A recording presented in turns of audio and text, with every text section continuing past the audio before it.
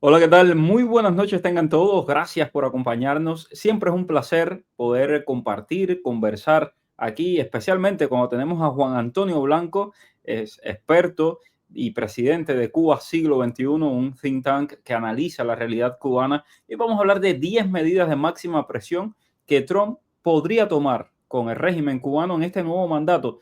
¿De dónde salen estas medidas? Bueno, básicamente es lo que hizo en su primer mandato un poquito con esteroides, ¿no? Que es lo que se supone que podría continuar en un segundo mandato. Vamos a hablar de todo eso con nuestro querido Juan Antonio Blanco. ¿Cómo estás, Juan Antonio? Muy bien, Mario, muchas gracias por la invitación.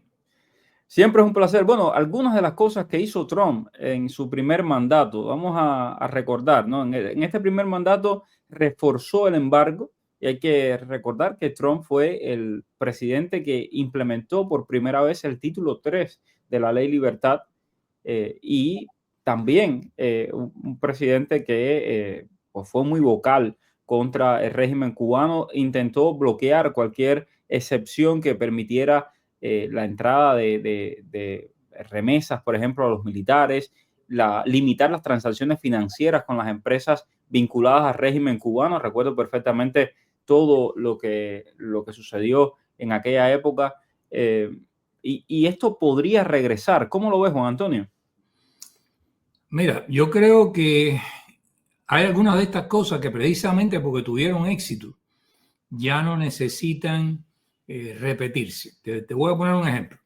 La cuestión de las remesas. En este momento están entrando a Cuba unos 1.900 millones de dólares en remesas, pero virtualmente no pasan por Western Union ni entran por Fincimex. La gente las está enviando en mano, con mulas, directamente a sus familiares porque a nadie quiere que se apoderen de la remesa y que la metan en el banco y que después no la puedan sacar. Entonces, casi que eso es una batalla que no hay que dar porque está virtualmente ganada. Yo en todo caso, en ese punto, lo que haría sería eliminar a Fincimex, que es una empresa de Gaesa, asociada a Gaesa, de la cual Biden quiso hacerse el ojo, la vista gorda, para concederle que pudieran tramitar el problema de la remesa y decir, bueno, pueden mandar remesa con Western Union, pueden mandar remesa el día que haya una contraparte que no esté conectada con Gaesa, que es lo mismo que él había establecido antes y que al meter a Fincimex por en medio, le trataron de debilitar, pero al final han terminado en que nadie manda remesa por esa vía. La gente manda, Orbit la fue gente la la gente que creó el régimen. la remesa por mano. La otra O- cuestión es lo de los aviones. Ujú. Lo de los aviones que si viajan a Camagüey o viajan aquí o viajan allá, eso también tuvo su momento. Y en estas circunstancias actuales me pregunto si vale la pena que tengas que estar discutiendo con una parte de la comunidad cubana aquí o con algunos familiares allá sobre eso, sencillamente por lo siguiente: lo que está entrando a Cuba por turismo son 1.000 millones de dólares. Eso es nada, porque esa cantidad tienen que compartirla con los operadores extranjeros de turismo, que son los que han llevado a esos turistas, y adicionalmente tienen que dedicar alrededor del 70% de ella a importar todos los insumos que no los producen en Cuba, que hay que darle a esos turistas. O sea, desde la cerveza hasta lo que sea que ellos necesitan. Por lo tanto, no creo que ganarse una polémica por 4 centavos, que va a ser la diferencia que pudiera haber con esos vuelos, sería una cuestión fundamental. Yo creo que a Trump hay que ayudarlo entre todos, pensando en las circunstancias actuales que hay en Cuba, que no son las de la época de él, porque siempre hablamos el 2021, el 11 de julio, hubo un parteagua ahí, y lo que pasaba antes no es igual a lo que está pasando ahora. En este momento, las circunstancias de impopularidad, por decir una palabra suave, que tiene el gobierno y el sistema son virtualmente absolutas. Salvo unos cuantos zombies ideológicos que puedan continuar por ahí realmente creyendo en la fantasía del socialismo y el comunismo, virtualmente no hay nadie que crea en ese sistema y ciertamente no hay nadie que crea en el equipo de gobierno que ha montado Raúl Castro con Díaz-Canel como fachada para esconder la realidad de su empresa oligárquica Gaesa apoderándose de todo. Entonces, estamos en unas circunstancias nuevas y lo que tenemos es que ver qué está pasando. La gente está en la calle todos los días. ¿Por qué? Porque los problemas que tienen son insolubles con ese equipo de gobierno y con ese sistema. O sea, no van a conseguir 8.000 millones ni 10.000 millones de dólares para arreglar el sistema energético. Cuando ellos dicen y engañan a la prensa extranjera, o la prensa extranjera se deja engañar y dicen ya el 48% de la ciudad de La Habana se le ha restablecido el servicio eléctrico. No, eso es mentira. El 40% o 48% de la población de la ciudad de La Habana ha reingresado al régimen de apagones brutales de 8, 10 horas, 6 horas, todos los días. No es que tiene ahora servicio eléctrico las 24 horas, los 7 días a la semana, como si estuviera en un país normal. Y eso va a ir cada vez hacia peor, no va a mejorar. Y el resto del país, ¿para qué te cuento?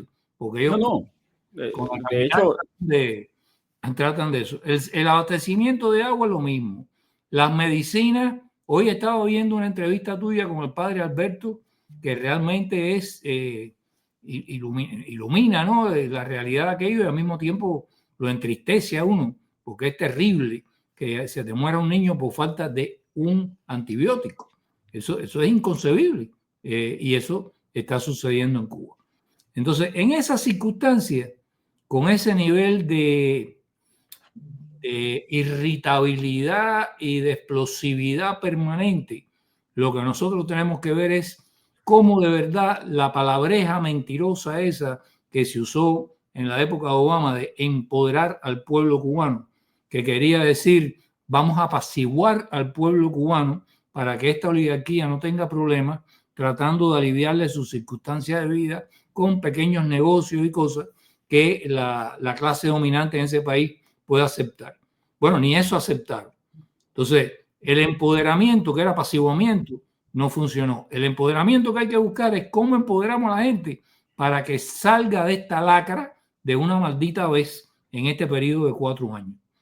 Una cosa que se le puede adelantar al presidente Trump es que es altamente probable que va a enfrentar una explosión de alguna magnitud significativa en Cuba en los próximos 12 meses. O sea, entrando a la presidencia en su primer año, esto va a tener un problema que va a tener que enfrentar de alguna manera, y es posible que la cúpula esta del gobierno quiera utilizar el éxodo, una vez más marítimo en este caso, como un arma para presionar a los Estados Unidos. Entonces, eso significa que lo que hay que aconsejar al presidente Trump es comuníquele claramente a la contraparte que si ellos hacen eso, se va a considerar un acto de guerra y que Estados Unidos va a actuar en correspondencia. Y que esas embarcaciones no van a ir a la base naval de Guantánamo ni van a ser devueltas cortésmente a la Marina de Guerra cubana, sino que van a ser devueltas a territorio cubano, pero de forma tal de que no puedan ser represaliados los que están ahí. O sea, si él quiere arriesgarse a perder un pedazo del territorio y ponerlo bajo dominación de las Fuerzas Armadas de los Estados Unidos, donde puedan concentrar una evacuación masiva, una migración masiva de esta, que lo sepan de antemano, para que lo piensen 10 veces antes de lanzarse en una operación de esta. Entonces, tienes el problema de las explosiones sociales. ¿Cuál es el problema de las explosiones sociales? Que no hay internet que las conecte. Entonces, ese es un problema que hay que resolver de inmediato, las comunicaciones. Y yo no tengo que imaginarme que va a ser con Elon Musk y Starlink y un sistema complicado. Los Estados Unidos tienen aviones de comunicaciones que pueden conectarte tanto, primero pueden transmitir en una dirección todas las estaciones de radio, televisión e información, que comenzando por Radio y Televisión Martí, que ellos quieran, o La Voz de la América, hacia Cuba. Y al mismo tiempo pueden proveer de internet las conexiones de la gente. Entonces, de esa manera, el truco de que Texas te tumba en un barrio las comunicaciones y la gente no puede recibir nada, podría ser de alguna manera evitado. Pero en resumen, el tema de las comunicaciones es un problema urgente que hay que hacer para el famoso empoderamiento del pueblo cubano. Bueno, vamos a empoderarlo, pero vamos a empoderarlo para que le pueda decir a esos que lo han estado explotando 65 años, you're fired. Se van de aquí, se acabó, están despedidos todos. Ahora, este tema de revocar inversiones, pudiese haber más presión, prácticamente en Cuba no hay inversión, ¿no? Pero, por ejemplo, pudiese haber más presión para las compañías que están aquí en el sur de la Florida. Vimos recientemente el explote del primer viceministro del régimen cubano, que lo sacan justamente porque su hermano era una de las cabezas de un negocio multimillonario de envío de comida a Cuba. Y yo creo que esto es algo nuevo, es algo que ha desarrollado el régimen cubano, sobre todo tras la pandemia, todo este mercado en frontera que le llaman ellos, que es coger los alimentos de Cuba, donde no hay nada, y coger esos alimentos y ponerlo en dólares y decirle a la gente con algunos testaferros y algunos amigos, algunos amiguetes, y decirle a esa gente, bueno, que lo compre los exiliados. Ahí se pudiera también, eso es una de las medidas que, es decir, basado en lo que vimos en el primer mandato, podría tomar el presidente Trump en este segundo mandato. ¿Qué te parece eso? No, ese es un punto que es muy importante y tienes que manejarlo así como tú lo estás planteando. O sea, hay gente que te dice, no, que no le manden nada a Cuba. No, eso es imposible. Yo no le puedo decir a la gente, deja que tu familia se muera de hambre para ver si la gente explota y sale a la calle. Eso no es humanamente aceptable. Ahora, vamos a darle un saborcito de socialismo que ellos no lo han probado. Confísquenle, intervénganle las empresas y que sigan funcionando. Y con el dinero que se recaude, entonces se hace el apoyo a la fuerza democrática dentro de Cuba. Y vamos a ver qué pasa allá. Ah, no lo van a dejar entrar. ¿Quién bloqueó? Ellos. Tú no lo bloqueaste. ¿Comprende? O sea, aquí en política, Mario, tú lo sabes, la percepción es todo. Y nosotros no podemos estar lanzando consignas que nos llenen de alborozo, pero que no sean entendidas en Cuba, ni sean entendidas por la comunidad en la diáspora. Tenemos que ser inteligentes, causarles el mayor perjuicio posible a estos tipos de una forma quirúrgica, de una forma inteligente y explicando muy bien lo que se está haciendo. De manera que todo el mundo esté del lado tuyo y no de que por confusión que ellos aprovechan en su propaganda se pongan del lado del gobierno. Ahora, ampliar el uso del título 3 de la ley Burton, aumentar las sanciones a los envíos de petróleo, fortalecer el apoyo, por ejemplo, a la oposición interna, reducir el personal diplomático en la Embajada de Estados Unidos. Esto son cosas que hemos visto en el pasado y que podría regresar en este gobierno de Trump. ¿Por dónde lo ves? Bueno, para empezar, lo que son los envíos de petróleo por parte de Venezuela, Venezuela tiene su propia dinámica también, que va a empeorar. Y no sería nada difícil volver a ponerle sanciones a Venezuela y bloquearle los envíos de petróleo a cualquier lado. O sea, no solamente a Cuba, a cualquier parte. Si hiciera falta como elemento de presión para que Maduro abandone el poder. Y eso, por supuesto, sería otro golpe hacia Cuba. Otra cosa que puedes hacer es interceptar barcos por el camino y revisarlos, porque también no es una práctica novedosa para ellos emplear barcos mercantes y barcos cargueros y barcos tanqueros para también traficar con otro tipo de mercancías ilegales, armas, en una época cocaína, etcétera. Entonces, el hecho de que tú pongas, digamos, casuísticamente, tú pones una flota en el Caribe de intercepción y haces inspecciones de barcos que puedes sospechar que están en algún tipo de tráfico de esa naturaleza, ya eso les complica logísticamente las cosas también. La cosa del capítulo tercero, yo estoy completamente a favor de eso. El problema del capítulo tercero no ha sido Trump, ni ha sido ni siquiera Biden. Yo creo que ha sido principalmente algunos jueces que no han querido, quizás son jueces liberales, demócratas, ignorantes, que no conocen, digamos, realmente la importancia de la justificación originaria de dónde salen estas confiscaciones, en qué condiciones se llevaron a cabo, sin ningún tipo de compensación, a pesar de que estaba en la Constitución de 40, que había que compensar cualquier confiscación que hubiera, que la confiscación era aceptada. Lo que no era aceptado era confiscar sin compensaciones. Entonces, quizás haya que educar a los jueces aquí en la Florida y en Estados Unidos de una forma más activa, porque el problema es que al final tú te gastas una buena cantidad de dinero, una gran compañía lo puede hacer, pero un infeliz que le quitaron una bodega no lo va a poder hacer para llevar estas cosas a juicio. Y una cosa, por supuesto, que no queda fuera del tapete es que Estados Unidos tiene que ser más proactivo con la Unión Europea. La cuestión de que la Unión Europea esté apoyando a un enemigo de los Estados Unidos en el traspatio de los Estados Unidos, que está coqueteando con Rusia, que está coqueteando con China, eso es inaceptable. Y entonces lo mínimo que puede hacer Estados Unidos es decir, oigan, ustedes bilateralmente pueden hacer lo que ustedes quieran, pero como bloque, nosotros concebimos que es una ofensa el que su política no solamente no esté alineada con la nuestra, esa es su prerrogativa, sino que es directamente en contra de la nuestra cuando ustedes le traspasan al Estado cubano y a las organizaciones paraoficiales del Estado cubano cientos de millones de euros todos los años. Eso es inaceptable, mucho menos con una guerra en Ucrania.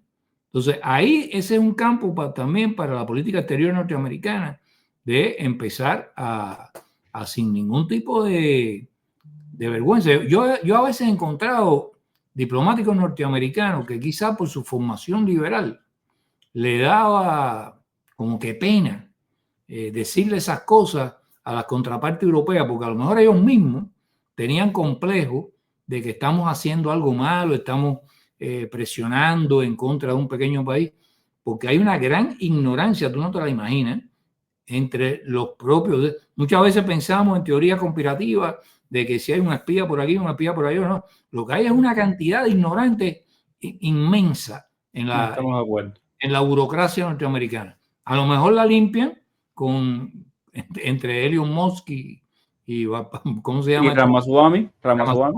A lo mejor ahí en la limpieza esa se van unos cuantos ignorantes de paso.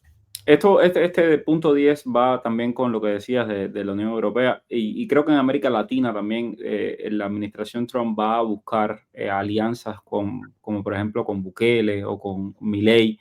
Y ahora, y esto también te lo quería preguntar, uno de los puntos a partir del análisis del primer gobierno de Trump, otro de los puntos que pudiera venir es una reducción del personal diplomático en la Embajada de los Estados Unidos y mucho más con Marco Rubio como canciller, como secretario de Estado. ¿Qué crees de esto? ¿Lo ves venir o crees que fue otro momento y que esta vez ya no va a ser así?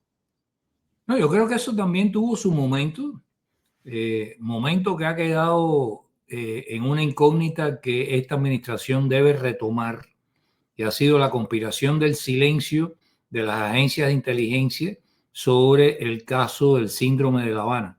Yo creo que ese es un caso en que hay que reabrir eso porque hay demasiadas evidencias para pasar eso por debajo de la alfombra, que fue lo que hicieron con el objetivo de después sacar a Cuba de la lista de países terroristas y continuar avanzando en eso. Esa estrategia le salió mal porque Cuba se la complicó. Se la complicó con el 11 de julio, se la complicó con todas las cosas que han sucedido allá. La guerra en Ucrania, el apoyo a Rusia, a pero una de las cosas que vale la pena retomar, entre otras cosas, Mario, porque hay gente que han dejado inválidos, gente que literalmente le frieron el cerebro, niños. Entonces, eso eso en buena ley sería considerado una acción bélica, un acto de guerra. Yo no estoy diciendo que invadan los Marines ni nada de eso, pero coño, si además de que te han hecho eso, tú tratas te conviertes en aliado de tu enemigo para ocultarlo, minimizarlo, bueno, eso es una cosa que está ahí y que yo creo que si Cuba empieza como siempre hace con su listica Aquí todo el mundo está escribiendo a Santa Claus, que es Trump. Mira, a mí me hace falta que me levanten esto. Y por allá andan los iraníes mandándole buenas señales a Trump. El otro de Maduro, no te vamos a asesinar. No te vamos a asesinar. Podemos volver a negociar la cosa nuclear. Maduro suelta 250 gente, qué sé yo. Y estoy seguro que por debajo de cuerda ellos también están tratando de mostrar su mejor cara. Pero a esta altura de juego todos sabemos quiénes son. Cuando digo todos, nosotros sabíamos quiénes eran, pero había muchos norteamericanos importantes que no sabían quiénes eran. Y ya esta administración, que no es una administración como la primera administración tenía a un presidente de naturaleza disruptiva, como lo fue Reagan. Reagan fue un presidente que le dijo a su entorno cuando llegó: yo no vengo aquí a continuar con la política de la contención, yo vengo aquí a acabar con el comunismo, así que empiecen a dar propuestas para acabar con el comunismo. Bueno, en esa misma línea, Trump es un presidente disruptivo. La vez anterior se dejó rodear porque no conocía a Washington, no conocía el pantano de toda esa burocracia republicana o no, pero que estaba acostumbrada a hacer las cosas como con un cierto ritmo y con una cierta moderación. Y entonces fracasó en una serie de cosas que pudo haberla llevado más lejos. Gracias a Dios no fracasó en otras, pero fracasó en una serie de cosas que hubieran sido mucho más exitosas. Esta vez viene con un equipo nuevo que espero que Dios lo acompañe y que puedan impulsar lo que ellos llaman, lo que llaman una revolución. O sea, a nosotros los cubanos nos produce un poco de urticaria. Sí, a mí la palabra nunca me ha gustado. La palabra revolución, pero bueno, literalmente una revolución es un cambio radical, dramático de una cosa que tú suplantas por otra. La revolución industrial era que tú suplantabas, digamos, el medioevo por todo un mundo nuevo que venía. La revolución americana inició una nueva forma de hacer política en el mundo, que era la democracia. Ha habido revoluciones malas, ha habido la revolución de Hitler con los nazis, ha habido las revoluciones comunistas, ¿no? Pero ha habido revoluciones de otra naturaleza positiva. Y aquí ha habido una forma de estructurar el Estado capitalista norteamericano desde el New Deal hasta ahora, que creo que dio resultado en una época, pero que ha dado señales reiteradas de agotamiento y que necesita realmente una revolución. Y como dice Musk, unos revolucionarios de alto IQ, de alta inteligencia, que propongan maneras no destructivas. Porque esa es la diferencia entre las revoluciones democráticas y las totalitarias. Las revoluciones democráticas no son destructivas. Saben coger todo lo que ha servido y reconfigurarlo, hacer ingeniería social y reconstructiva y producir una cosa nueva. Y eso es lo que yo creo que podemos hacer en la política hacia Cuba. Podemos ver lo que funcionó, lo que no funcionó, lo que funcionó pero ya cumplió su papel, y podemos entrar en una etapa nueva. Y no me gustaría que nadie repitiera consignas viejas para empujar a esta administración a repetir cosas que en su momento tenían legitimidad y tenían importancia, y hasta puede ser que hayan dado resultados, pero que ya estamos en un contexto en que necesitamos cosas mucho más importantes, mucho más radicales, porque el objetivo que debemos plantearnos todos es terminar esta pesadilla bajo esta administración en los próximos años. Bueno, pues muchísimas gracias, Juan Antonio, por el análisis. Por supuesto, aquí vamos a seguir muy pendientes de todo lo que está pasando con Cuba y de la política de los Estados Unidos hacia Cuba. Me imagino que en el mes de enero van a llover las noticias. En enero, febrero, marzo, en esos 3 meses ya comenzará a moldearse toda esta nueva política hacia América Latina y hacia Cuba en específico, sobre todo hacia las dictaduras de Cuba, Venezuela y Nicaragua, y vamos a estarlo cubriendo muy de cerca en este espacio. Gracias, Juan Antonio.